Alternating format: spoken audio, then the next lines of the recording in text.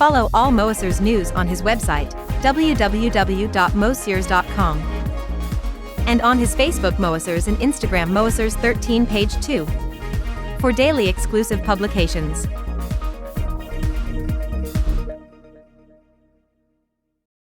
Welcome on Moessieurs for this new video dedicated on Montage M to the scene memories. And the today topic is about mixing inside the scene and amplitude envelope generator that we are going to see. Shoot all along the video because on the bars I will talk to you about something different from the scenes, but how to find a good MSB LSB and program change for performance. Just before to start, if you are not already a Moessieurs YouTube follower, please click on subscribe and click on the bell to be informed when I release a new video. If you like that video content, please click on like.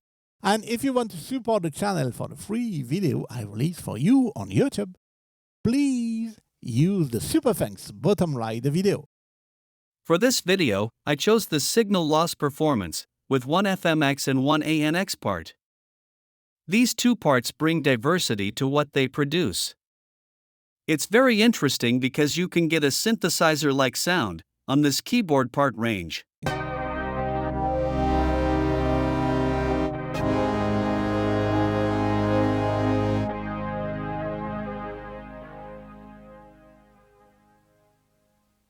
You've heard the sound coming in at the end. It's not the motion sequence that does it, by the way. At the same time, on the upper part, you can do this.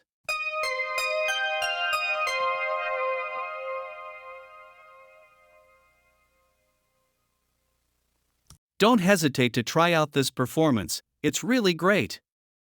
Let's come back to the scene memory topic. Mixing and AEG. Scene memories are activate, so let's see what's in the two mixing screens.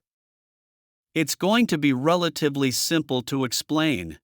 We have offset settings if we want to activate them or not. I'll come back to this in detail later.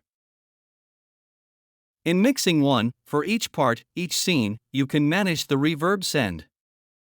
The first part has none. As example, for Scene 4, I add a little reverb to part 1 that didn't have it. Also a little bit of variation effect sending.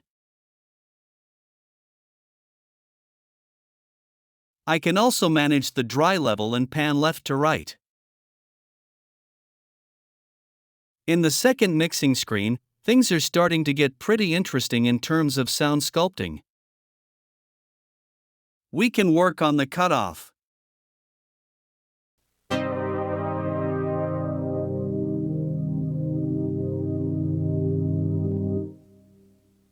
And the resonance just below.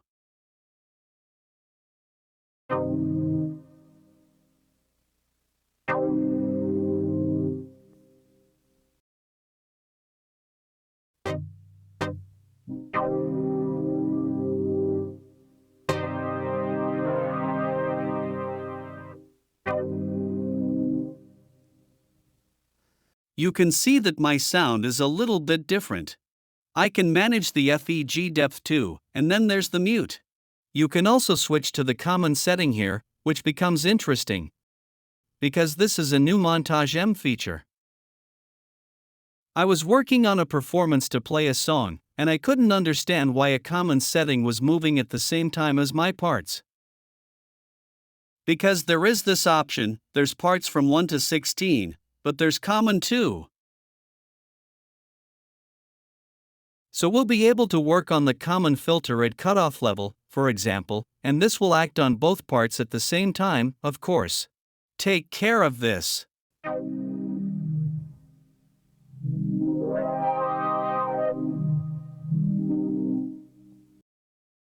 The same goes for resonance and depth. This is a new Montage M feature in scene memory, along with offsets. There's also mute. Keyboard control versus mute, which I've already explained in a dedicated video. Just a quick reminder. Mute closes the door, the sound cuts out. Keyboard control allows you to have the tail of the sound continue with the next sound engaged.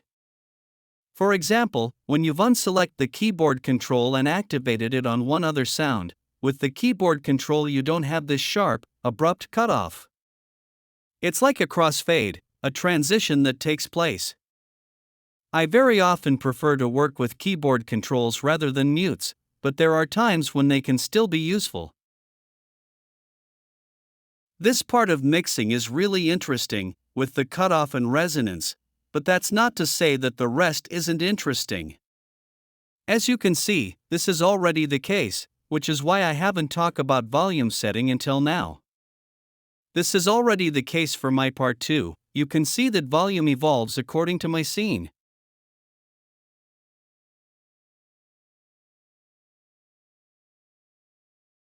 It's the same here. We have common here in AEG, and offset too, and we'll be able to work on attack, decay, sustain and release. I've got the 4 basic parameters, which mean that our sound will attack in a more percussive way, or in a softer pad-like way. Sustain more or less, so for example here I can change my part 1 attack.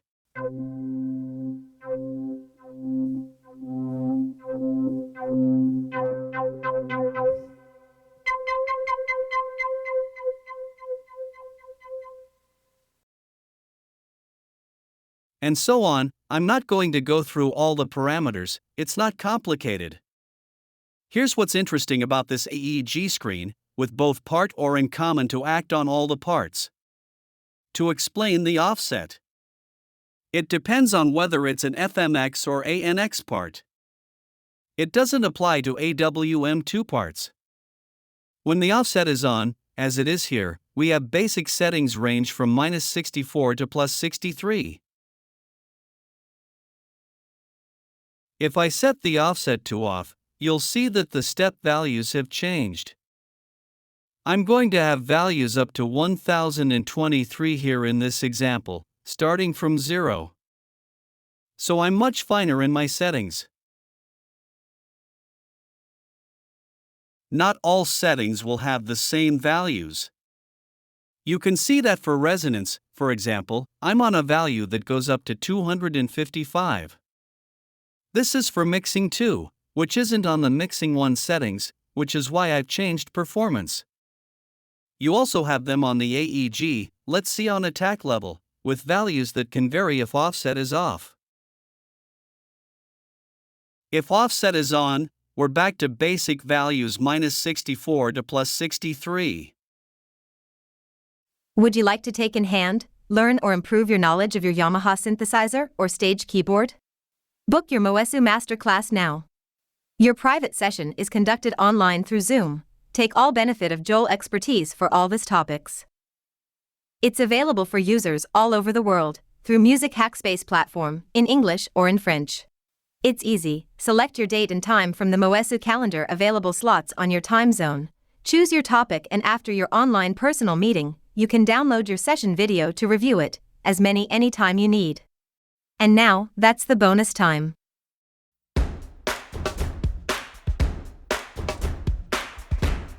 So, for our bonus, I told you we were going to talk about something unrelated to scene memory. If you're not working as example, with Camelot Pro and its smart maps, you work with another program that uses old PC MSB LSB, or directly from another master keyboard, we're obliged to use PC MSB LSB. How do I call this performance? Signal loss. Does I need to go to the data list and open all the pages and look for where signal loss is? Absolutely not. I click on the performance name and click on property at the bottom here. And there, I have the MSB LSB PC that I can use to call my performance. You're going to tell me that it's going to be the same for parts. Part 1, there's property, look, it's not the same values, it's 63 and 65. So you say to yourself, if I want to have part 2, which by default has no property, it's easy. I'll exchange them, that way I'll know, so I do a little exchange from part 1 to part 2. I select my part and do property.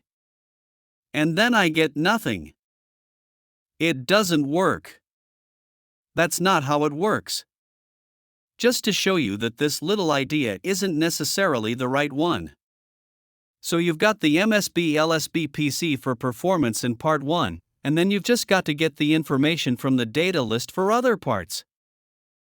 This is video ending. I hope you have liked it. I hope you have find it interesting. As a reminder, you can book your Moessieux Masterclass directly on the Music Arcspace platform. See you soon for one other Moessieux video. Bye.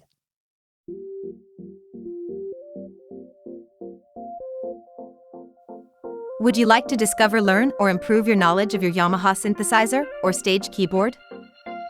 Book your Moessieurs Masterclass now.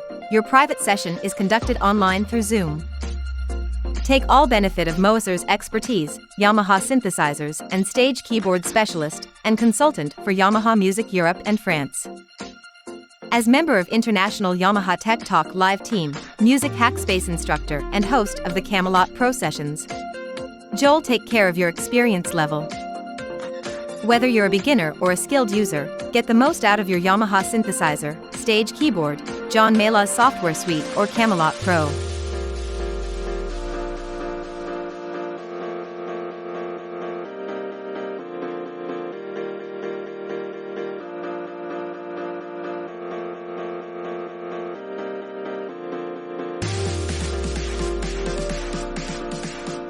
Book your session for your personal Moessieurs one-to-one session. It's available for users all over the world through Music Hackspace platform. It's easy.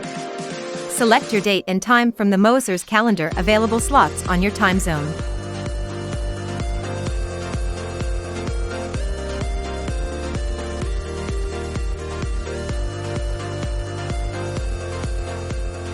Thank you for watching this Moessieurs video. Do not forget to click on like, subscribe and click on the bell to be informed when a new video is online. Do not hesitate to write a comment or ask a question. See you soon, bye!